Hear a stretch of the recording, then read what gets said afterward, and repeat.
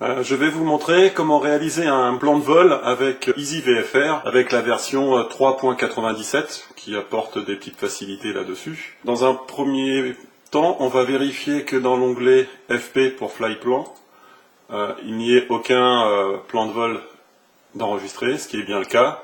S'il y en avait un, on pouvait faire nRoute ou delete route, ce qui aurait supprimé toutes les données précédentes. On va essayer de faire un tour de Rouen.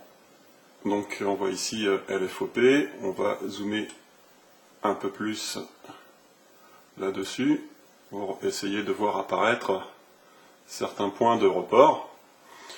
Donc c'est assez simple avec cette version-là. Il suffit par exemple de LFOP là, de taper sur l'aéroport. On voit ici LFOP.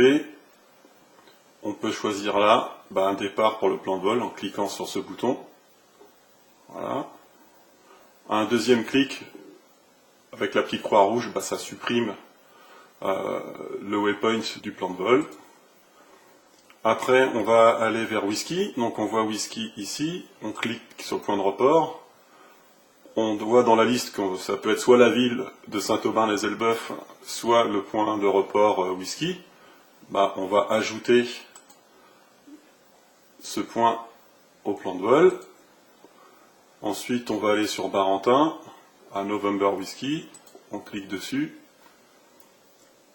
On peut soit insérer, soit l'ajouter. On va l'ajouter. Voilà. Ensuite, on fait un retour via November.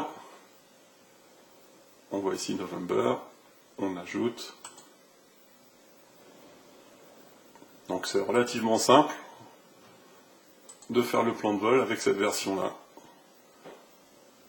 Là, on voit par exemple qu'il a déjà été sélectionné, mais quand on veut finaliser le tour de Rouen, on va demander à voir les infos sur LFOP, et à ce moment-là, on a un bouton pour définir le point d'arrivée ici, Arrive. On clique dessus, et on vient de finaliser le plan de vol, et on peut voir donc sa constitution là-dessus. Voilà. On voit en fin de compte tous les paramètres. On peut d'ailleurs paramétrer l'altitude souhaitée. Par exemple, on peut dire qu'on va aller à November Whisky plutôt à 5500 pieds plutôt. Voilà.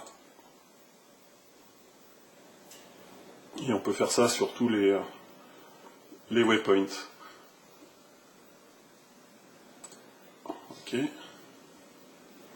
On peut ajouter aussi des user waypoints, si par exemple entre November et November Whisky, on veut voir quelque chose ici, à ce moment-là on peut zoomer à cet endroit-là.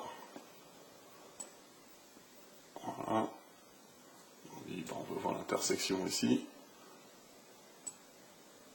On maintient cliqué. On voit ici que c'est un waypoint bien particulier.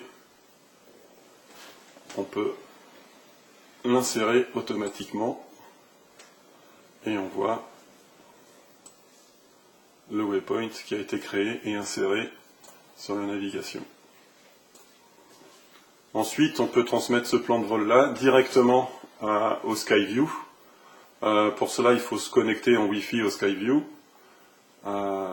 Et ensuite, au niveau des menus du Flyplan, cliquez sur ce bouton là qui, une fois qu'on sera connecté au SkyView, prendra le nom de Send to SkyView et on aura l'acquittement de la réception sur l'écran du SkyView.